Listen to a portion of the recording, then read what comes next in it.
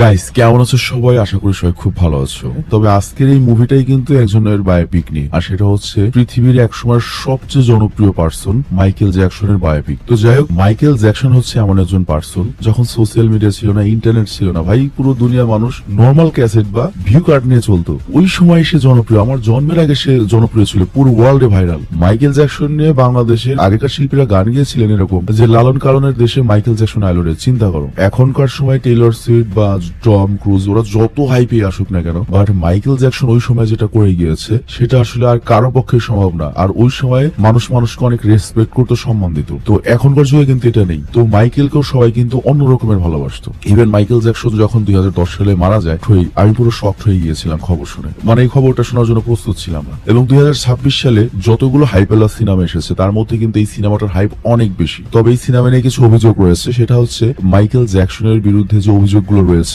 বা কন্ট্রোভার্সিয়াল যে বিষয়গুলো রয়েছে সেগুলো এড়িয়ে যাওয়া হয়েছে। আর সিনেমা শুরু করার আগে তোমাদের একটা মজার ফ্যাক্ট বলি, এই সিনেমাতে যাকে তোমরা মাইকেল জ্যাকসন হিসেবে দেখবে, মানে বড় মাইকেল জ্যাকসন, সেটা কিন্তু মাইকেল জ্যাকসনের আপন বড় ভাইয়ের ছেলে, মানে মাইকেল জ্যাকসনের ভাতিজা মাইকেল জ্যাকসনের চরিত্র অভিনয় করেছে। তো চলো ছোট্ট একটা ব্রেক নিয়ে IMDb 7.7 রেটিং পাওয়া রানিং যে সিনেমাটা সিনেমা হলে চলছে সেই সিনেমাটার স্বাদ আমরা নিয়ে আসি।